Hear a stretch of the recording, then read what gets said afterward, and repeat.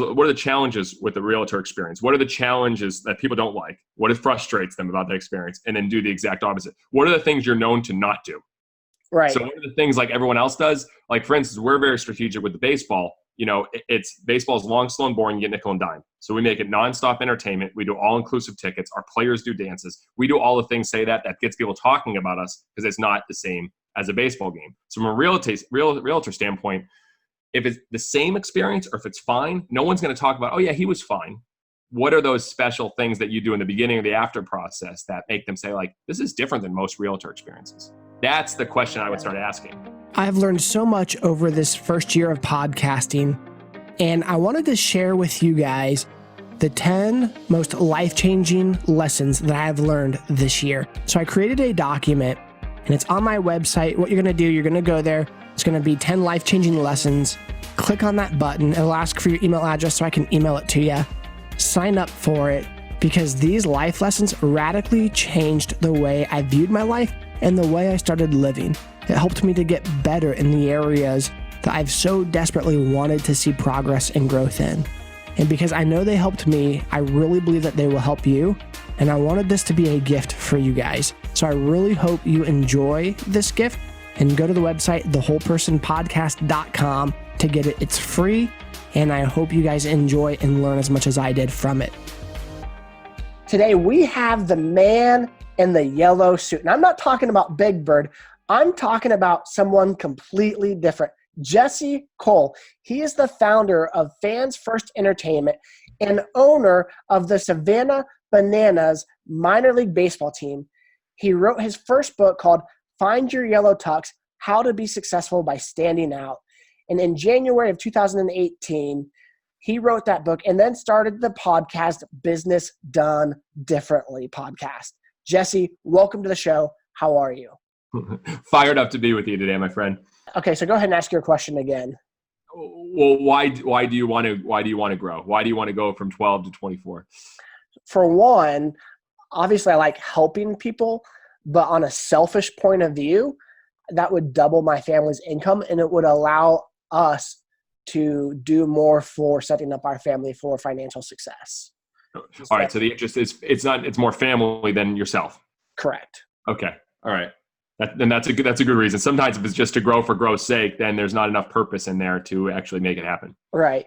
I mean, I would love to start a 401k or some sort of financial investment. Love to get out of debt. And we don't have a lot of debt, just very little. You know, I got my student loan left, which is about $4,900, and a few grand of medical debt. So it's been pretty diligent over the last 10 years of paying off approximately $35,000 in debt. Outstanding. So, and that's just little by little, and we're towards the end of that now over the 10-year period. So I'd like to set my family up for more financial success by doubling my business. Well, what's normal for realtors in your area? How many homes they sell a year? So for 80% and 80% of the agents, it's around 3 to 5 transactions a year. Okay. The top 20, it's anywhere from 8 to you have a lot of high producers. So out of the top 20%, you have 1% of agents that are probably in the ballpark of 50 plus transactions a year. That would be the top 1%. Okay. And the rest of the 19 are probably anywhere from 8 to about 25 transactions a year. And out of curiosity, what have you noticed that the top 1% is doing differently than you?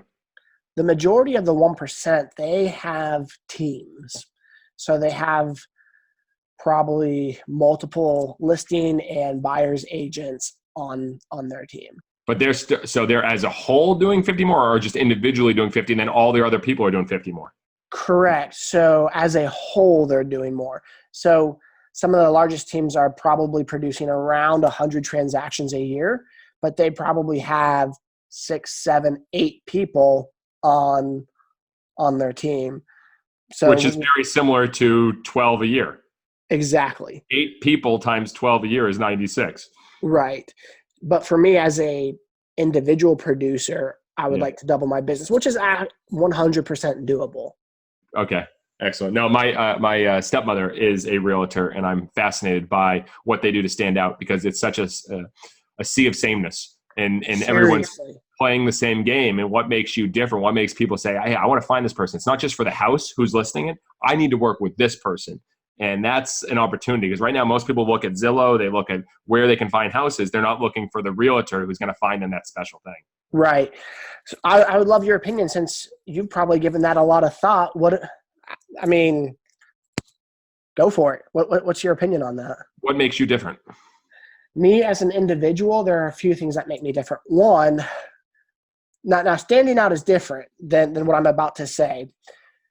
When it comes to difficult transactions, when the crap hits the fan, I am really, really good at navigating those difficult situations to come to solutions. Yes. Complication, hard conversations don't scare me. I don't shy away from it. I don't run from them. I actually move towards them for resolution, where a lot of individuals kind of have this mentality of let's wait and see what happens. But I notice it's in that delay that issues don't go resolved. They go unresolved. So for me, I like to run towards solutions and towards the problem. 100%. So when there's challenges, you win. You win big, and when the difficulties, that's where you win. But it's getting people to that. You don't want to get them to the challenges, but you want to get more people that are knocking down your door. Right. So for me, I'm really good at what I do. Yeah. I'm great at marketing. The hardest part is client acquisition, just getting more clients to work with. And I think that's almost fairly common for anyone. Oh, it's any business. Yeah. And again, so look at what are the challenges with the realtor experience? What are the challenges that people don't like? What frustrates them about the experience? And then do the exact opposite. What are the things you're known to not do? Right. So what are the things like everyone else does? Like, for instance, we're very strategic with the baseball. It's baseball's long, slow, and boring. You get nickel and dime. So we make it nonstop entertainment. We do all-inclusive tickets. Our players do dances. We do all the things that gets people talking about us because it's not the same as a baseball game. So from a realtor standpoint, if it's the same experience or if it's fine, no one's going to talk about, oh, yeah, he was fine. What are those special things that you do in the beginning or the after process that make them say, like, this is different than most realtor experiences? That's the question I would start asking. Okay. I'm going to write that down. And you guys should write that down for your industry. So repeat that question. Well, it always starts with what makes you different. And so if you can't answer that question, or the question is more, hey, it's about price, or I'm trying to be cheaper, I'm a better deal. No, you want to make price irrelevant. So look at what are those friction points? What are those things that people are frustrated about the realtor industry? And then do the exact opposite. What are you known for? So going back to what I said, we were very specific in knowing that what are those things you don't do? So a realtor, this is the normal way. This is the way that normal realtors do it. We do not have a typical baseball game. Our players dance. We don't just have food options like everyone else. It's all inclusive. These are our differentiating points. So what makes you different that people want to talk about? What are those moments that you provide? Like, I know one realtor, with every single realtor sign, she says free pizza with purchase of house. And it says free pizza. And she's known as the free pizza lady. Like, literally, you get pizza with her. It's something silly. Other people are known for their gifts that make them special. So, like, if they're selling their house, they will get a professional artist to do a painting of their house, a really nice painting of their old house, so they keep it with them when they move on to that next house. Things that are personalized. I would constantly think about what are those things that's like, wow, that gets shared all over the internet because people are talking about it because of a moment you provide, or in your experience. You don't just take them to the house, you take them to the neighborhood, you take them and you share other things that are unique and different. And again, I'm not in that industry, but from that first meeting with a client, does that client go tell everyone that night about the meeting, or do they just tell them about the houses they saw? How do you get them to talk about the realtor because of what they provided? Whereas you become a brand of experience, not a person that sells houses. You're not a commodity, you're an experience. That's when you become an experience. I want to work with him. He'll find me the house. Not, I want to find that house. Oh, he happens to sell that house or list that house or whatever. What can you control? You can't control the houses on the market, but you can control the experience that you provide. So how do you become an experienced brand versus someone who just delivers a service? Because that's when you're talking about specifically that, in our industry, at least here in Oklahoma, we have to be extremely careful, because saying we'll give free pizza, that would be considered buyer inducement, which we Okay. can't do. So we Yes. have to be extremely careful with what we do and the amount of money, or else that could, reflect negatively and get turned in and our license taken away. Yeah. So, So what can you do differently? So what's map the journey? So when someone finds you, what happens? So I literally look at, is it a typical, contact form on the internet that they find you? What's that response? How does it come back? Is there videos? How are you personalizing your experience already? So how do you separate yourself as just a regular realtor? And then what is that journey when the first time they go looking for houses, or you're going to sell a house and you meet them? What happens in that experience? What wows them? Right. Is it just a typical, hey, I call, all right, yeah, we'll go look at houses on Wednesday, and you drive around and then you see some houses and go from there? What happens after that? Is there anything sent to them? A thank you note? What are those? We map every single thing that comes to the ballpark and everything that leaves. I don't know the whole, the buyer's journey, the seller's journey, but I would look at that and say, how many moments there would someone go home and tell someone, you wouldn't believe my realtor today and what they did? And that's what our whole thing is. We try to create you wouldn't believe moments at our stadium. And after 15 years of failing and struggling in the baseball industry, we realized we had to stand out by creating these you wouldn't believe moments. Okay. So, and there's other ideas, like how do you become the expert? There's obviously content ideas. How do you become the expert at the area? How do you do a podcast or video, or start talking just about, hey, the schools, the new restaurants? You talk about the area, you become an expert that it. Oh, he sells houses in this area. He knows everything about this area. She knows everything. And just start actually putting out content, sharing, hey, this is one of the cool new areas opening up. This is what's happening. And just sharing that value. Then it's like, oh, I want to know. I'm moving into this area. He seems like he knows what he's talking about. There's ways to be a content machine with it, or just be a person that just delivers amazing experiences. Both win. Right. So from what I'm hearing you say is two ways to stand out in almost any industry that you're in is by essentially becoming a place that people come to experience, as well as become the expert of that industry, or an expert of content within, like you said, the restaurants, what's going on in the city, the schools, just becoming an expert of the area. And that's specifically relating to real estate, but you could apply those in any business. So like in the sense, like if you were to charge, I heard this from Jim Gilmore, Experience Economy. If you were to charge admission just to go through the experience with you, hey, it's $50 to actually work with me. What would you do every touch point if you were to charge admission? So even if if they got in your car to go look at houses, what happens in the car? What would be the best Uber or cab experience ever in that car ride? After you take them through the houses, what happens when you drop them off at their car? Or do they get something sent to their mailbox or sent in their email that's fun afterwards? If you were to charge admission for the process of working with it, hey, it's a cover charge to work with me. It's $200, $500 just to work. How much would you put into that experience to make it special? That's a question that, we constantly ask with businesses. Right. So I think one of the first steps in that scenario for me or anyone is to decipher what are your touch points. Mm-hmm. On average, how many of those that you'll have, and then create an experience or something for someone to remember you by. Yes. Each one of those experiences. Yeah. And it's remembering you not by you, but by the experience you provide. Like everyone sends gifts with their logo on it. So many realtors, here's a pen with my logo on. It's not about you. It's about them. The personalized touch. You, as a realtor, get to know people more than 99% of businesses. You know what their preferences are. You know what's in their homes. You know what they like. You know what they're looking for. You have an opportunity to provide something that's so much closer to their heart than 99% of other business opportunities. Mm. People just come. We have 4,000 people come to our stadium every night. We don't get to know them like you get to know someone. You're home. What they're selling, what they want, what they're looking for, what their family, what their kids are like.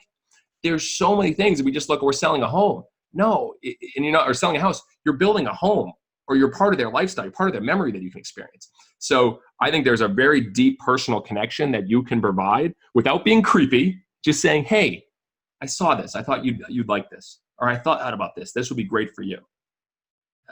People always think of the gifts at the end. What about things on the process start? What if they were, you can't do any gifts in Oklahoma? Is that what I'm hearing? Ish. You can do closing gifts, but you can't do things that you can't do gifts to draw attention or a crowd or to get business. That's very, like, hey, I appreciate you working with me. I noticed that your kids might like, here's something you can't, it sounds like a very kind of weird gray line. It's a very gray line that you can't do inducements. Like, I can't give you something in order for you to do business with me. 100%. If that makes sense. Like, I can't give you a $50 gift card and then you come around and like, I'm trying to buy your business. I can't.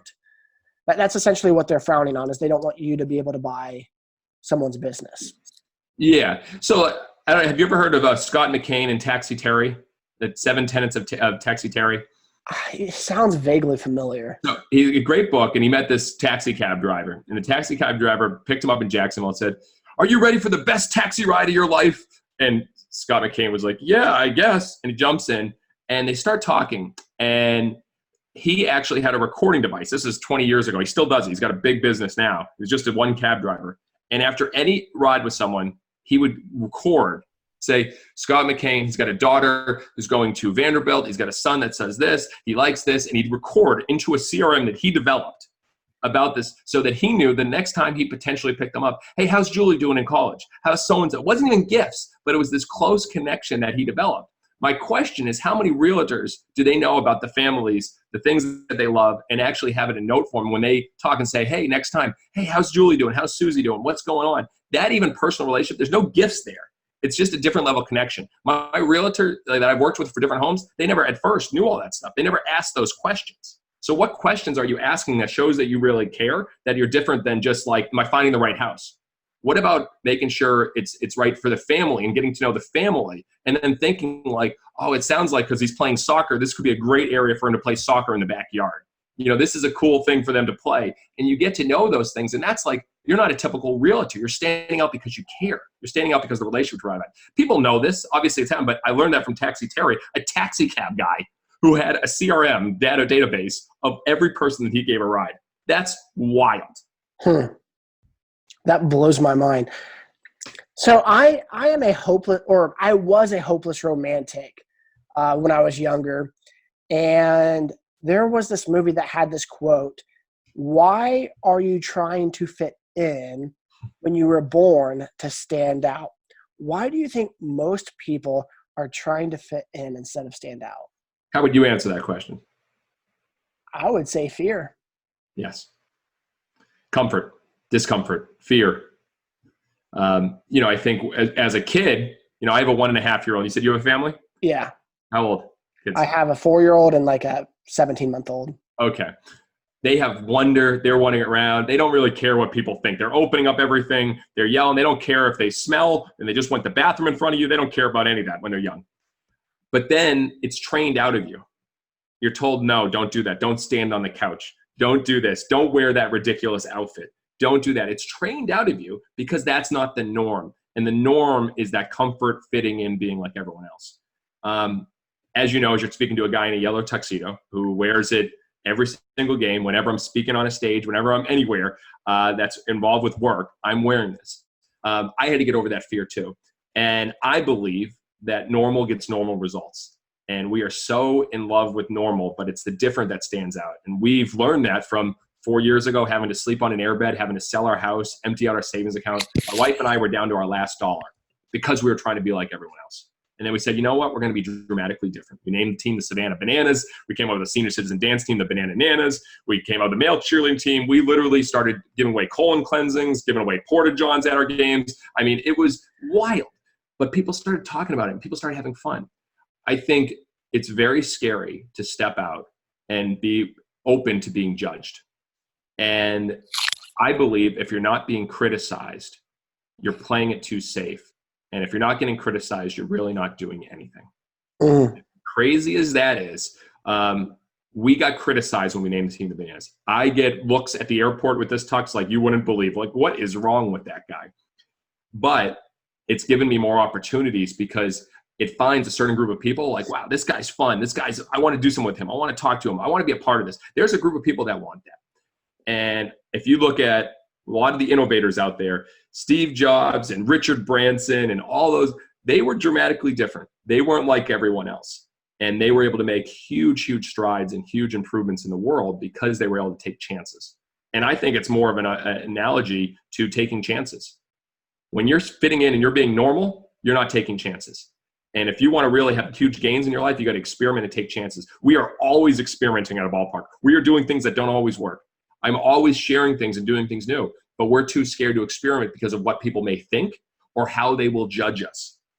But those people that are judging you in a negative way, you know what? Usually they have their own challenges. And they're in their own world. What's the worst that's going to happen? Feel like, oh, that was really dumb. You can do something different, or you can keep pushing through. So I've seen personally where standing out wins, because when we were going like normal, like everyone else, we were selling 0 tickets. We were on our airbed and we were done because everyone thought we were a normal baseball team. People don't want normal. Have you ever gone home at the end of the day, Evan, and said, you know what? I met the most normal person today. That was a really normal business. But you talk about the different, unique, creative. You talk about the realtors that created experiences that are unlike anyone else. People don't talk about realtors that are the same. So let me ask you this then. And you've kind of hit on it, but I want to use a specific key word because I saw it in one of your writings. How does a person go about standing out in a professional way? That's a tough question for me because the reality is I don't like the word professional. Exactly. I really struggle with the word professional.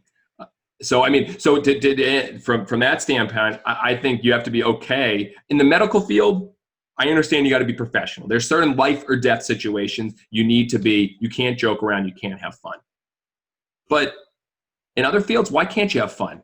There's a dentist out there known as the singing dentist. And he's getting more followers, more likes. He's doing more business than he could ever imagine because that's a dentist. They're taking care of your teeth. Yet he does videos of him singing parody songs like about molars and cavities and doing these fun things. And people are like, you know what? That's cool. Some people won't like it.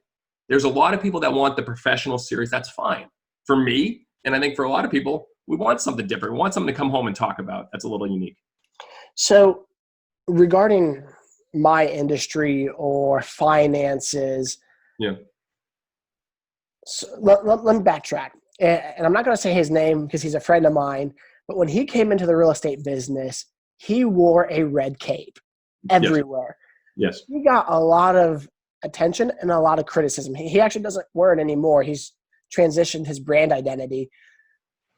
But this is one thing I constantly heard from people is that they would never use an individual who couldn't take their job seriously enough because it's one of the biggest investments people will ever make.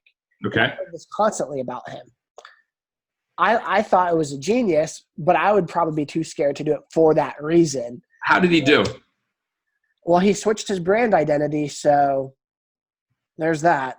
Okay. And so I guess that's kind of where my question stemmed out of. How can you be exuberant? How can you be – I don't want to specifically use the word fun because you can be fun almost in anything you do.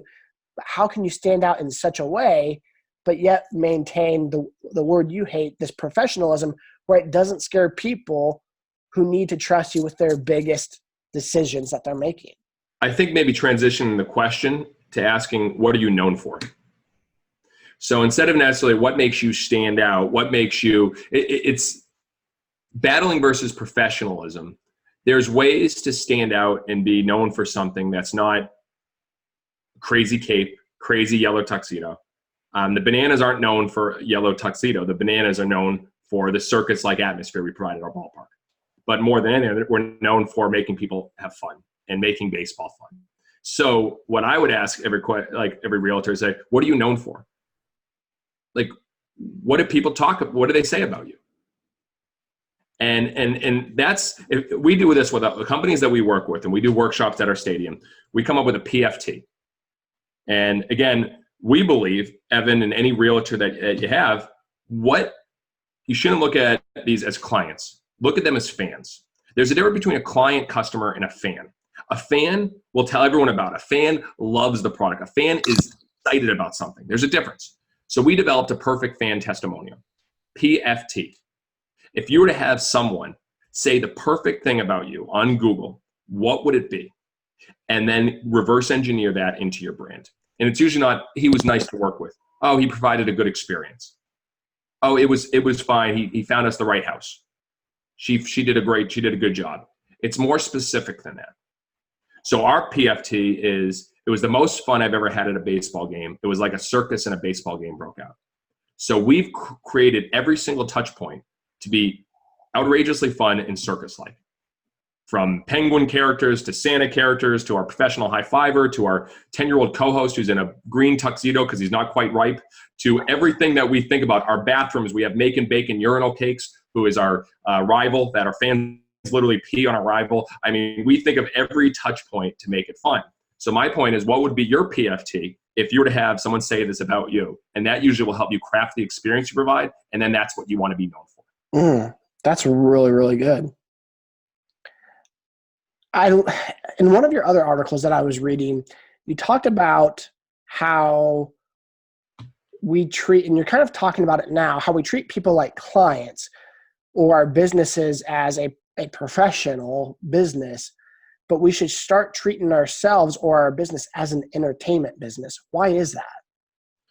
Everybody, I believe that everyone wants to be entertained. Entertain doesn't mean we just create this juggling, and entertain means that we give full attention to, and we are on stage for them. And so what is our highest persona that if we're going to be on stage, how would we present ourselves? How attentive would we be? If you're picturing that they're walking in to meet you and you're on stage, what would you be doing differently? Are you checking your phone with other people are calling? Are you doing this? You're on stage. And we treat our whole staff always on stage. So we believe everyone's in the entertainment business. And that is hugely important to how you want to look at things. And again, if you want to look at everything as fans, which we do. I mean, think about this. What are you the biggest fan? You mentioned the Royals, the Red Sox. Name a brand that you're a fan of. Is there anybody brand that you're a fan of? Dallas Cowboys. All right, Dallas Cowboys. Why are you a fan of the Dallas Cowboys? You know, it started off when I was a kid Yeah. because of one of our family friends were Cowboys. Yeah. And I wanted to pick a different team than what my dad liked. Yeah. That's how it started. What kept me a Cowboys fan? I don't know, because there have been a lot of heartbreak lately. But you watch them every week. Pretty much, yeah. All right. They consistently show up.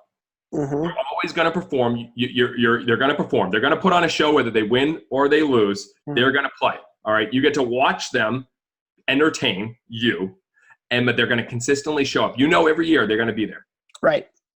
So that's something that we look at. It's the consistency. You know how they're going to dress. You know how they're going to be to an extent. The players, some players are going to perform better than others. You become fans of better players than others because they perform more often.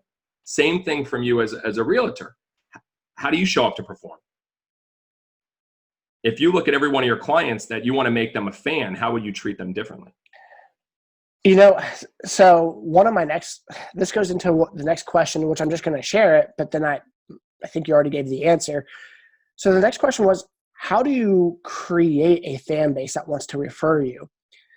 And I think you hit it. You said, at least or in football or even in baseball, you create a fan base by having a good performance. You consistently show up and perform. Consistently show up and perform. And I think that when fans come to our ballpark, we always say expect the unexpected, but they know they're going to get a show. And whether it's our 20-piece pep band, whether it's our players doing choreographed dance, whether it's our break dancing first base coach dancing between the games, I mean, it's always something going on that you're going to get a show. And it's always a performance. We even work with our game day staff on how are they performing. We sing the pregame announcements. Literally, instead of just reading them, we have a singer come on the field and sing the pregame announcements. Everything's a performance that we show that we're putting so much detail into entertaining them that they will give us the benefit of the doubt when we make a mistake, when one promotion doesn't work that well, because they know how much we care about entertaining. I mean, we had a pilgrim game this year on Thanksgiving. We called it our Fansgiving event, where we actually had people dress up as pilgrims and play a game like baseball was never supposed to be in the 1600s. We threw out the first rock. It was called Plymouth Rock. We had Baby Virginia instead of the Banana Baby. I mean, we did a lot of ridiculous things, and people were like, wow, this is so sick. We did turkey bowling. We bowled turkeys into the pilgrims, and they all fell down. I mean, none of it made sense, but our fans were like, wow, they're putting this much effort into entertaining us, they left all telling everybody. You won't believe, I went to a Pilgrim game on Tuesday, November 19th. Like, what? So again, how are you performing? If you were to, for me, when I put on this yellow tux, I know it's showtime. When you're going from with your family to being a realtor, you got things on your family's mind, you got things, what's for dinner tonight, you got all these other things. But when you turn on and then you're in front of a client, if they were going to be your number one fan, how would you treat them differently? How would you perform for them?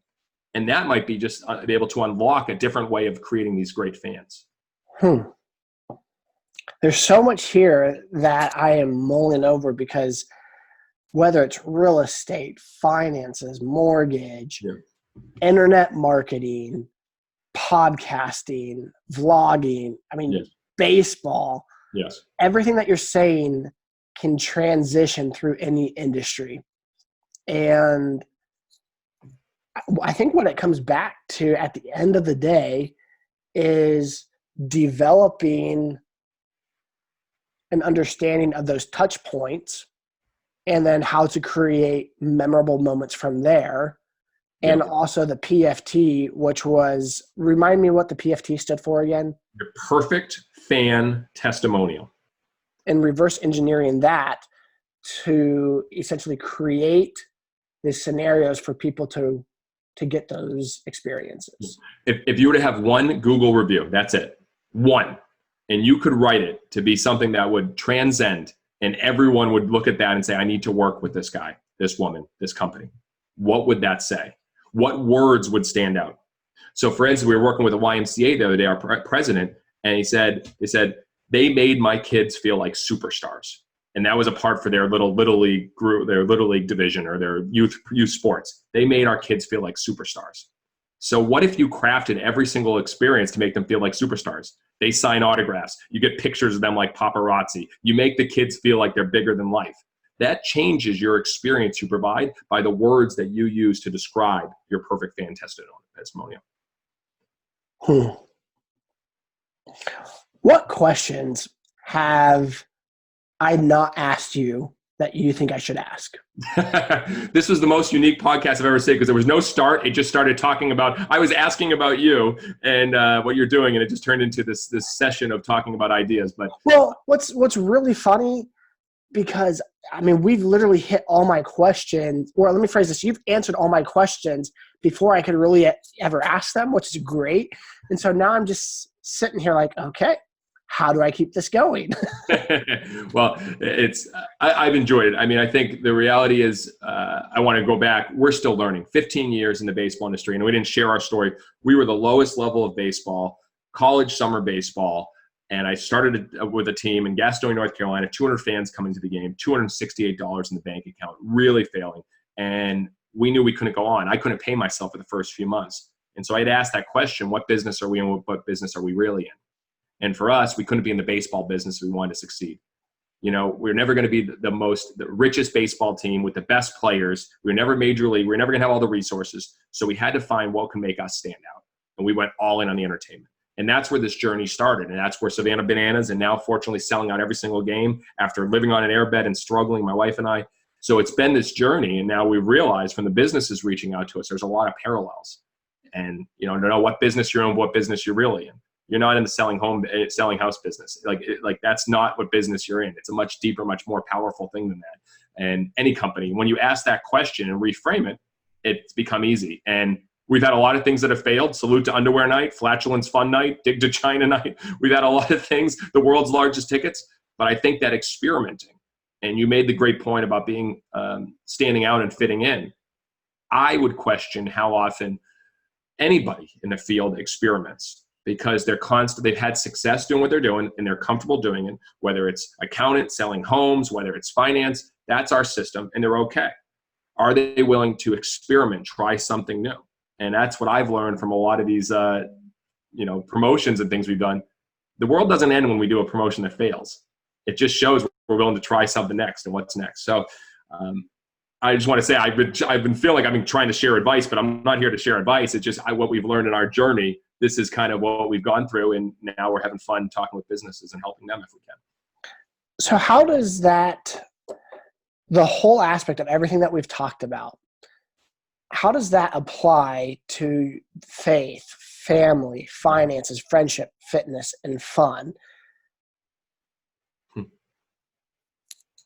Oh, you leave it at that? Yeah, I was going to try to come up with something else after that, but because the idea is, we are a whole person, and every area of life affects other areas. Yeah. And so with everything that we've talked about, and you don't have to hit every single one, we've already talked about the finance, the business aspect, but you feel free to pick out another area of life, how this affects it and can change it. Well, who are you and what do you stand for? I think every business has, mission or core beliefs, but do you have actually your personal mission, your personal goal, who you are, what you stand for? And, I think back to how my life has transitioned, and I realized that if I want to be my best for my family, if I want to be my best for our employees, if I want to be best for anyone I interact with, I need to be best for myself. And I think that's really important. Give yourself oxygen first. That's the toughest thing as a father to hear when you're flying a plane and you're getting in a plane and they say, make sure if you have kids, you give yourself the oxygen mask first and then you give it to your kid. Like, what? No, my kid needs to have the oxygen first. But no, what I've realized is for faith, family, for all that, I have to be the best version of myself to be the best for everything in my life. And so where does that start? Being open, it's my mornings. I changed my mornings and that changed my life. I was the guy that woke up, would go right on his phone, would see what's going on social media, would do all these other stuff and focus on everyone else's priorities. Until I started focusing myself on my mornings, I wake up, I write in my journal, I read, I do 10 ideas, I go for a run, and I listen to my podcast. And then most importantly, I write a thank you letter. And I started this in 2016, the thank you experiment. And I decided I'm going to write one thank you letter a day. And to people in my life, teachers, to coaches, to peers, to authors, anybody that had impacted me. And I started hearing from people. And I'll never forget, my sophomore English teacher wrote me a 4-page letter back. She said, I've been teaching for 30 years and I've never received a handwritten thank you letter. You have no idea how much this meant to me. I got a phone call from Simon Sinek, who I sent him a thank you letter. I was going down the road to lunch and all of a sudden I get an unknown number. And this was like 4 years ago when you answered unknown phone numbers. And I answered the call and it goes, Jesse, it's Simon Sinek here. I go, shut up, who is it? And for people who don't know Simon Sinek, Start With Why, Leaders Eat Last, The Infinite Game, millions of followers. And he said, you have no idea how much your letter meant. Thank you. He goes, I do everything I do to inspire people, and your letter inspired me. Someone that inspired millions, a little letter from me inspired them. I've built more connections from that. I start my day with gratitude. And by doing that, by going through all that every morning, getting up early, I can be better for family, faith, finance, friendship, everything because of that. So that's what I've learned. And then at the end of the night, celebrate gratitude as well. For everyone married, right before I go to sleep, I turn to my wife and we say, rose, rose, bud. We look at a rose, that's something great that happened during the day, and a bud, something that we're looking forward to. We've done this every day for over a year. And how do you start your day with gratitude and finish your day with gratitude? And so I think the more loaded question is, how can you be your best version? And I think you got to start intentionally, not focused on other people's priorities, get yourself in a good spot, and then go to bed celebrating everything that was great at the end of the day. I got a few other questions here for you that I just thought of. All right.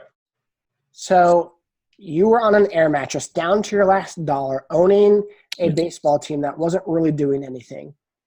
I think one of the misconceptions in maybe this idea or in life is that it's going to take more money to create an experience. And if you don't have the money or the resources, well, then I can't do anything. What advice, what ideas, what concepts would you bring to someone who says, I don't have the resources? Because it sounds like from your story, you didn't, but you still found a way. Outthink, don't outspend.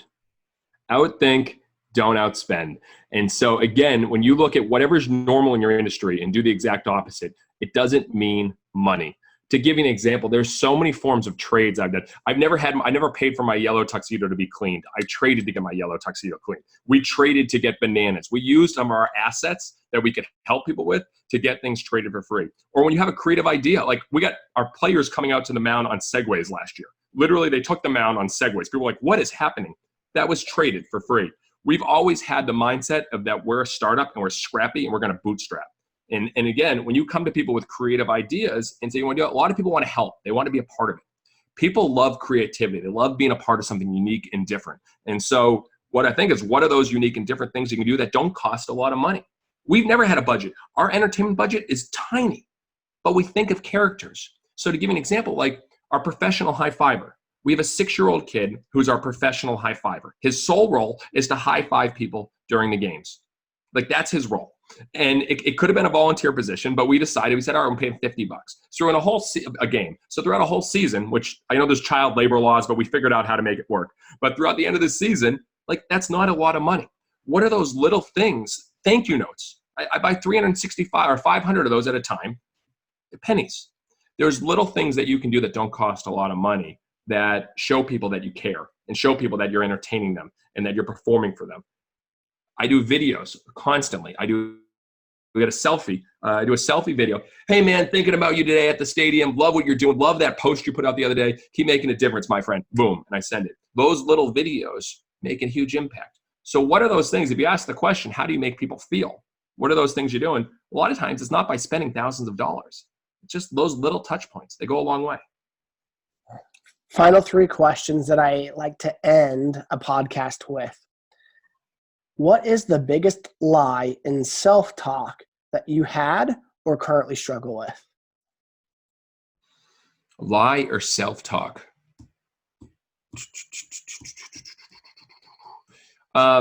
Yeah, I've heard that from John Gordon. He always says you need to talk to yourself more than you listen to yourself. And I think that's interesting because a lot of times we listen to ourselves that, hey, we maybe don't belong. We shouldn't be doing this. We're this is too crazy. I question those things a little bit, but that's a tough one, Evan, because I'm really not sure about lies. Or just negative self-talk that you've had in general that you. Yeah, I think any negative self-talk is sometimes confidence. You go through that. I mean, we're doing things that are pretty unique and different, and sometimes I question that. I'm speaking on a lot of stages now. Sometimes I question, is this the right group I should be speaking in front of? The change that I make is I always go positive. It's tough for me asking negative questions. The positive I always say is hey, just keep experimenting, keep trying new things. Always look at things half full and positive. And so I think I do challenge. Sometimes I look at what's not going right as opposed to what's going wrong. I look at that I didn't get the response that I wanted to from this, or I didn't get the much buzz from this, or I didn't get I didn't get what I wanted, as opposed to looking at everything that's going well. And okay. I think that's the law of diminishing returns. Once you start winning, you get used to winning, and then it doesn't have the same impact. So I think celebrating and experiencing those wins more, celebrating with a team, is key. Ooh, that's so good. What brings you peace?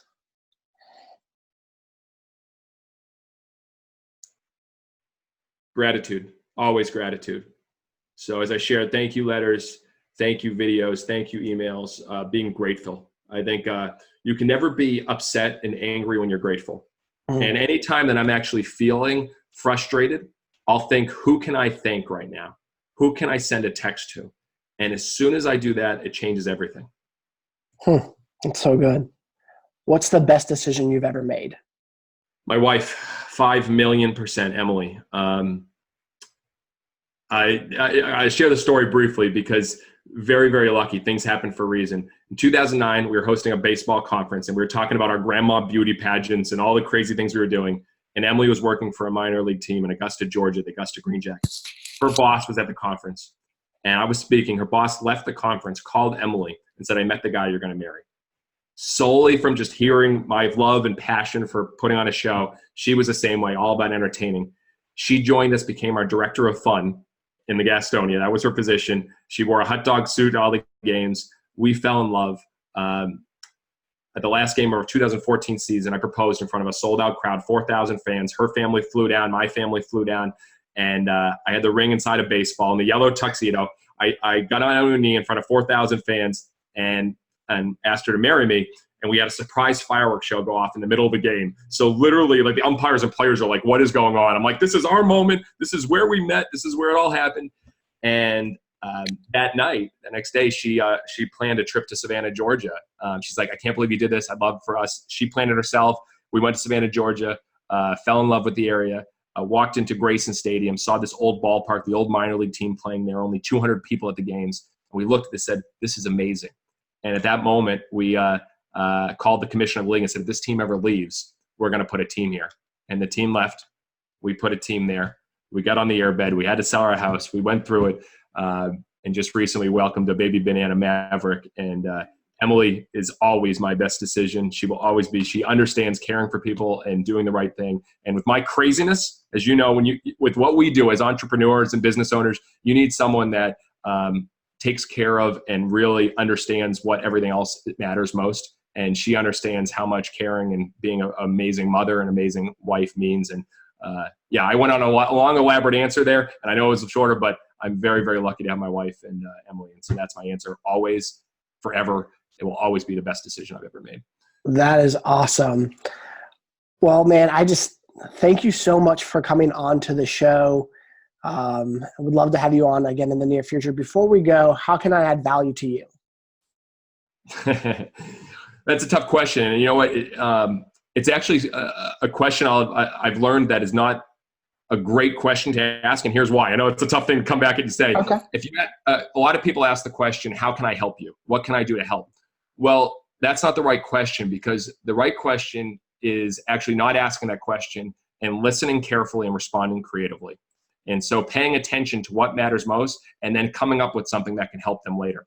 When you ask, what can I help or how can I provide value, that puts the challenge on the person you're asking and makes them try to think of something that they can do, as opposed to actually thinking, hey, I love being with you. This is amazing. And then maybe 6 months down the road, hey, I saw this. Yeah, I think you would like that. And then it's like, wow, you provided value without me actually saying this is how to provide me value. Awesome. Well, I will definitely take that because I'm not afraid of correction. So if you've really enjoyed this podcast and listening to Jesse, he has his own podcast called Business Done Differently. And so if you want to become a raving fan of his, you can check that out on any podcast, Apple, iTunes, Stitcher, wherever podcasts are found. And also Jesse has a book called, Jesse, I'm going to let you talk about the book.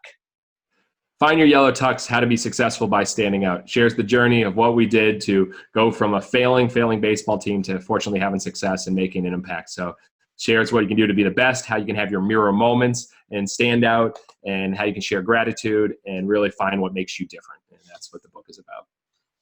We'll put a link to your book on our website. That way people can also buy it. So, well, Jesse, thank you so much for coming on today, man. This was so much fun. And man, you answered the questions I had before I could ask the questions, which I absolutely loved. A wealth of knowledge and information, man. Thank you so much for coming on today. Thank you. I appreciate you. And I'll tell you this, you did provide value. And anytime you can share, create, and add value to the listeners and share the journey, you're providing value. And I love this. I love sharing and creating and growing. And you gave that opportunity today. So thank you, my friend. Thank you so much, man. Have a great day.